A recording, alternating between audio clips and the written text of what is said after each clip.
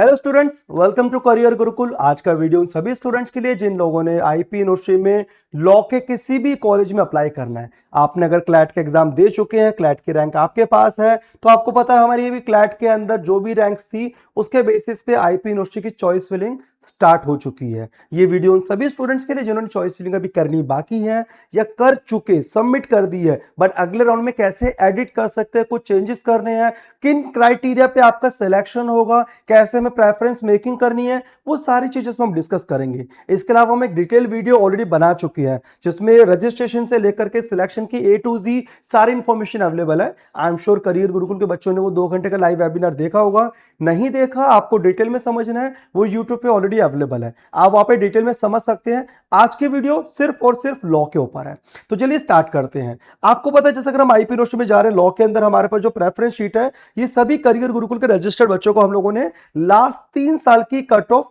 Group में already share करी है, जिसमें हमारे पास टोटल मिला के 38 ऑप्शंस थे। बट अभी जब रिसेंटली चॉइस फिलिंग स्टार्ट हुई है, एक ऑप्शन उस लिस्ट में से हटा दिया गया है, इसलिए इसको हम लोगों ने और अलग से मार्क कर दिया है कि ट्रिनिटी ग्रेटर नोएडा जो लास्ट ईयर तक आईपीयू में 5 ईयर लॉ के लिए अवेलेबल होता था, इस साल हट गया है। ये 3 साल की अलग अलग कट ऑफ हमने मेंशन करी है, 2023, 24, 25 किस कॉलेज में किस कट ऑफ तक एडमिशन गया है। ये आपको काफी हद तक क्लैरिटी दे देगा कि हमारी रैंक कहां तक फ्लक्चुएट करती है, किस रैंक पे हम कहां तक जा सकते हैं।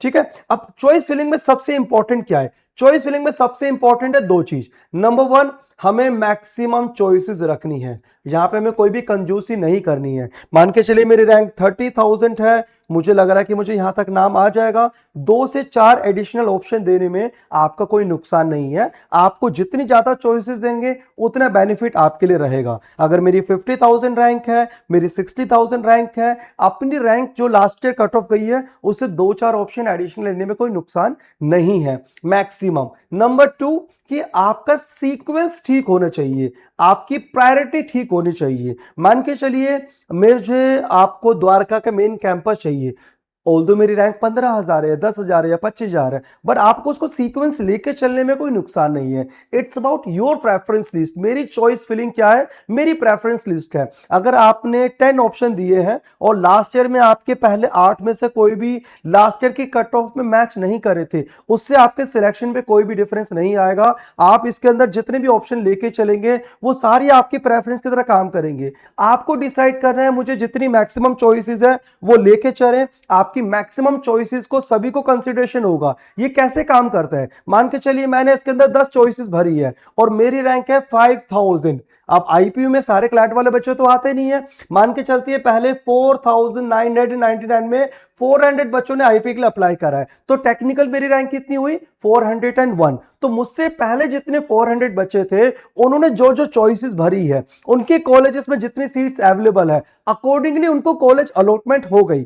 अब मेरे नंबर तक जो मेरी 401 रैंक है, इस कॉलेज में कोई सीट है, मैंने फर्स्ट प्रायोरिटी दी, नहीं है, कोई बात नहीं, मुझे नहीं मिलेगा, बट मेरी सेकंड चॉइस को भी सेम प्रायोरिटी, सेम रिस्पेक्ट मिलेगी। यहां पे हो सकता है नहीं, कोई बात नहीं, तीसरा है, चौथा है, अब जहां पे मेरी रैंक के ऊपर सीट उनकी अवेलेबल है वो मुझे दे देंगे। तो प्रायोरिटी मैक्सिमम रखने से, सही सीक्वेंस रखने से आपको बेनिफिट मिलता है, कोई भी नुकसान नहीं मिलता है। आप ज्यादा से ज्यादा ऑप्शन लेके चलिए, लेकिन अगर आपने कम ऑप्शन भरे तो आपका नुकसान है। बिकॉज मैंने काफी बच्चों से देखा है, मैं इसलिए बार बार ये बात रिपीट करता हूं। बच्चों को यूजुअली लगता है सर ये 5,049 पे क्लोज हो गया था, मैं इसको लेके क्यों चलूं, मेरी रैंक तो सर 6,000 है, यहां पे आएगा ही नहीं। बेटा आपको रखने का भी कोई नुकसान नहीं है ना। अगर यही चीज लास्ट ईयर किसी बच्चे ने सोची होती, मेरी 4,000 रैंक है बट ये 3,768 पे क्लोज हुआ है, मुझे रखने का बेनिफिट क्या होगा? तो जब ये 5,049 कट ऑफ तक गया, उस बच्चे को नहीं मिला होता ना। तो आपको नहीं पता कौन सा कॉलेज कब ऊपर या नीचे जा सकता है, आप अपनी प्रायोरिटी लिस्ट दीजिए, ये आपके लिए सबसे इंपॉर्टेंट है। आप जितनी ज्यादा चॉइसेस देंगे उतना अच्छा आपके लिए रहेगा। टोटल हमारे पास लॉ के अंदर जो ऑप्शंस हैं वो आप स्क्रीन पे देख सकते हैं, ये पूरी लिस्ट आपको दी हुई है, करियर गुरुकुल के सारे ग्रुप्स में ऑलरेडी शेयर्ड है। अगर आप हमें यूट्यूब पे जुड़े हैं, मैं जाने से पहले अपना नंबर दे दूंगा, आप मुझे व्हाट्सएप ड्रॉप कीजिए, ये ऑल 24-25 ऑप्शंस की लास्ट 3 ईयर की कट ऑफ आपको मिल जाएगी, बट आप मैक्सिमम ऑप्शन लेके चलिए। इसके बाद अगले राउंड के लिए हम लोगों ने ऑलरेडी डिटेल वीडियो में डिस्कस करा था, आपको जो भी कॉलेज मिलेगा अगले राउंड में जाने से पहले, अगर आपको मान के चलिए 7 चॉइसेस थी, आपको 7th या 6th नंबर मिला है, बट आप चारों से मुझे ऊपर का मिले तभी मैं पैसे दूंगा, नहीं तो नहीं दूंगा, आप अगले राउंड में जा नहीं पाओगे। अगर आपको कोई सीट मिल गई है, आप पे कीजिए, आपके पास फ्रीज एंड फ्लोट दो ऑप्शन आएंगे, आप फ्लोट पे क्लिक कीजिए, अगले राउंड में तभी जा पाएंगे अगर आपने पे करा है। तो probabilities of getting a higher college and upgraded college will be really higher, आप उसको अपना आगे जाएंगे तभी हो पाएगा, बट पे नहीं करेंगे तो नहीं हो पाएगा। तो यूजुअली आपसे 60,000 से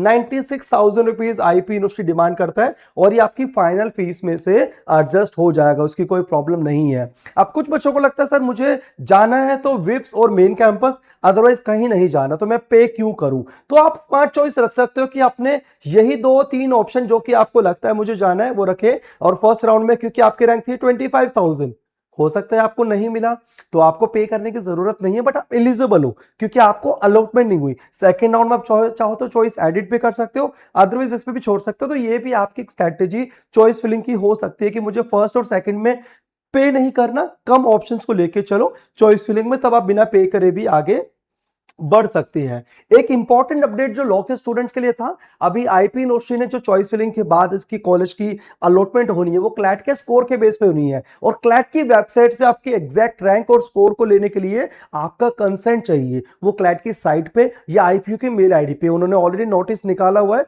करियर गुरुकुल के बच्चों को हमने ऑलरेडी नोटिफाई करा था। अगर आपने कंसेंट नहीं दिया है प्लीज टाइमली दे दीजिएगा, लास्ट ईयर अलॉटमेंट के बाद भी एडमिशंस कैंसिल हुए हैं तो दोबारा आपको इसके लिए लेंथी प्रोसेस में जाना पड़ सकता है। सो प्लीज मेक श्योर जो कंसेंट आपसे मांगा गया क्लैट के स्कोर के लिए वो टाइमली दे दे। इसके अलावा कोई भी इंक्वायरी, कोई भी कॉल होती है, आप करियर गुरुकुल की हेल्पलाइन नंबर पे कभी भी कॉल कर सकते हैं। आप करियर गुरुकुल के किसी भी ब्रांच में जाकर के अपने कोई भी डाउट, अपनी कोई भी काउंसलिंग, चॉइस फिलिंग आप करा सकते हैं और आप आ सकते हैं। अगर आप हमें यूट्यूब से जुड़े हुए हैं, आप हमें पहली बार देख रहे हैं, इस नंबर पे कॉल करके, व्हाट्सअप करके अगर आपको लिस्ट चाहिए वो भी ले सकते हैं, और आपने इसकी पूरी choice filling, college selection process, management quota का फॉर्म या बहुत सारी अदर सर्विस जो दिल्ली यूनिवर्सिटी की पे आने वाली है, अगर उसके लिए भी आपने ज्वाइन करना है, कुछ नॉमिनल अमाउंट पे करके आप ज्वाइन कर सकते हैं। चलिए ठीक है, ऑल द बेस्ट एवरीवन।